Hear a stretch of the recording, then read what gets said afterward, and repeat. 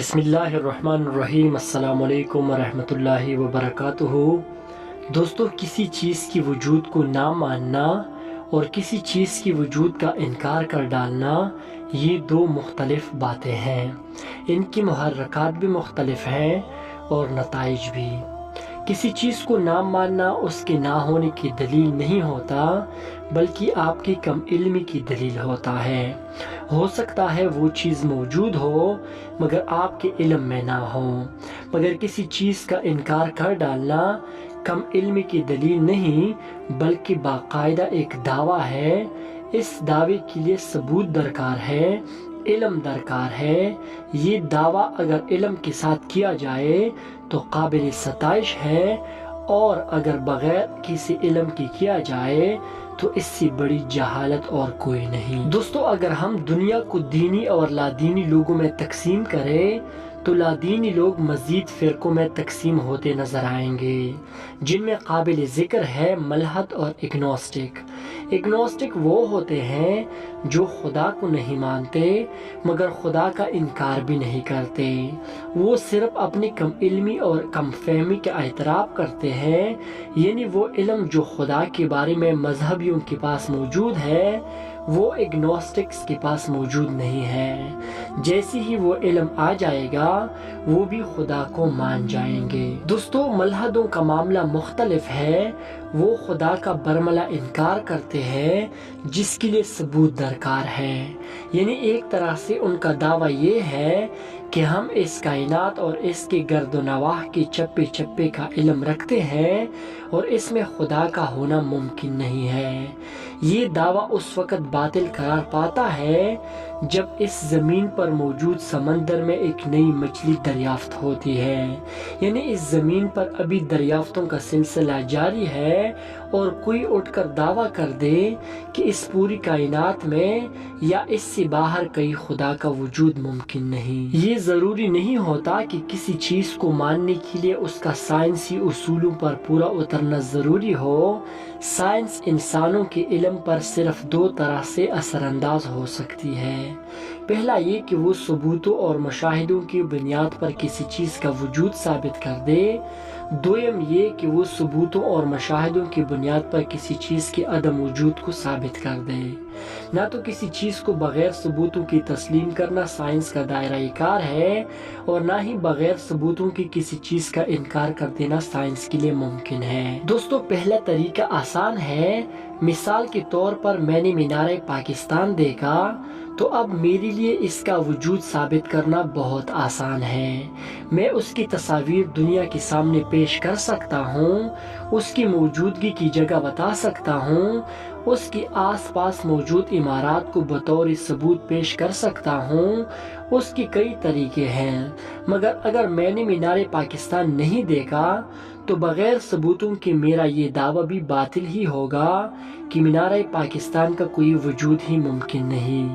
ہو سکتا ہے موجود ہو مگر میرے علم میں نہ ہو۔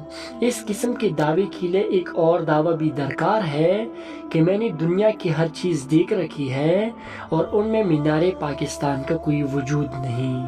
یہ دعویٰ کرنا سائنس کے لیے بڑا مشکل کام ہے۔ میری معلومات کے مطابق سائنس ابھی تک روح کے وجود کو تسلیم نہیں کرتی، مگر فی الوقت سائنس روح کا انکاری بھی نہیں ہے، کیونکہ جس طرح سائنس کو اسے ماننے کے لیے ثبوت درکار ہے اسی طرح اس کا انکار کرنے کے لیے بھی ثبوت درکار ہے۔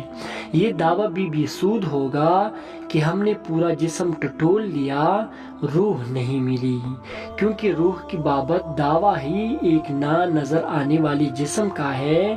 یعنی جس طرح عقل کو بغیر دیکھے تسلیم کیا جا سکتا ہے، اسی طرح روح کو بھی مشاہدات کے بنا پر تسلیم کیا جا سکتا ہے۔ ایک مثال کشش ثقل کی بھی ہے، یعنی اٹریکشن فورس کی بھی ہے، کہ جب تک دریافت نہ ہو گئی سائنس نے اس کے وجود کو تسلیم نہیں کیا، مگر اگر سائنس اس کا انکار کر ڈالتی تو جس دن نیوٹن نے قانون کشش ثقل پیش کیا سائنس کو اپنا توکا چاٹنا پڑتا۔ لہٰذا کسی بھی ایسی وجود جس کے ہونے یا نہ ہونے کا سائنس کے پاس کوئی ثبوت نہ ہو اس پر سائنس کی خاموشی بہتر ہے، نہ اقرار نہ انکار جب تک مشاہدات سامنے نہیں آ جاتے۔ دوستو اب مشاہدات کیا ہے اس کا جائزہ لیتے ہیں۔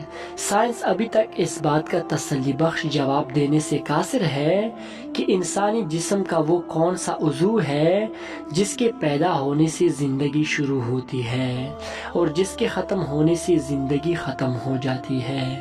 مثال کے طور پر میرے پاس ایک کمپیوٹر ہے، میں اس کا پلگ آن کرتا ہوں تو اس میں زندگی کی لہر دوڑ جاتی ہے، اور جیسے ہی میں پلگ کو آف کرتا ہوں تو زندگی دم توڑ دیتی ہے۔ اس کا محض کرنٹ ہے جو اس میں زندگی کی لہر دوڑا رہا ہے۔ ماں کے پیٹ میں بچی کے تمام اعضاء شروع کی 4 مہینوں میں باری باری بنتے ہیں، دوسری مہینے میں دل اور دماغ کی تشکیل شروع ہو جاتی ہے۔ ہر وہ عضو جس کی نہ ہونے سے جان جا سکتی ہے وہ بن جانے کے باوجود زندگی کی لہر نہیں دوڑ رہی۔ کس کا انتظار ہے؟ کون سا کرنٹ دوڑے گا جو زندگی کا آغاز ہوگا؟ پھر 4 مہینے میں بچی کی حرکت شروع ہو جاتی ہے، اس میں زندگی کی لہر دوڑ جاتی ہے۔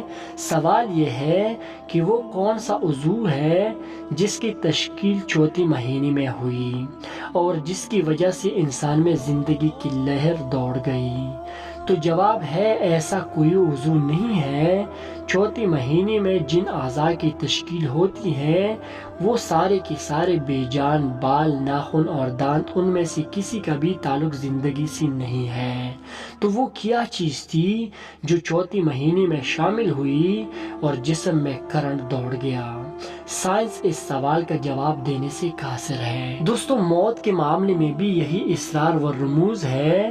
ایسا ممکن ہے کہ کچھ اعضاء کا تباہ ہو جانا فوری موت کا سبب بن جائے جیسے دل و دماغ، مگر پھر ان کی موجودگی کے باوجود موت کا واقع ہو جانا سمجھ نہیں آتا۔ یعنی اگر یہ فرض کر لیا جائے کہ دماغ کی موت پوری جسم کی موت کا سبب بن جاتی ہے، لہٰذا دماغ ہی وہ عضو ہے جو زندگی کی لوٹ دوڑاتا ہے، تو سوال پیدا ہوتا ہے کہ بہت سے لوگ صحیح دماغ ہونے کے باوجود کیوں مر جاتے ہیں؟ یہی معاملہ باقی اعضاء کے ساتھ بھی ہے۔ سائنس ابھی تک موت کی حتمی وجہ کا تعین کرنے سے قاصر ہے۔ دوستو اسلام کے مطابق موت جسم سے روح نکل جانے کا نام ہے۔ یہ عمل قلیل مدتی بھی ہو سکتا ہے اور طویل مدتی بھی۔ دوستو انسان کی سمجھ بوجھ کا ماخذ سائنس ہے، مگر اللہ تعالیٰ ہر علم سے واقف ہے۔ سائنس ان میں سے صرف ایک چھوٹا سا علم ہے جو انسان کو دیا گیا ہے۔ اس آیت سے ایسا لگتا ہے کہ عین ممکن ہے کہ روح کا علم کا تعلق انسان کے محدود عقل سے بالاتر ہو۔ دوستو امید کرتا ہوں کہ آپ لوگوں کو یہ ویڈیو پسند آئی ہوگی۔ ویڈیو پسند آنے کی صورت میں ویڈیو کو لائک کریں اور مزید ایسی انفارمیٹیو ویڈیوز کے لیے میرے چینل GM ڈائری کو بھی ضرور سبسکرائب کریں۔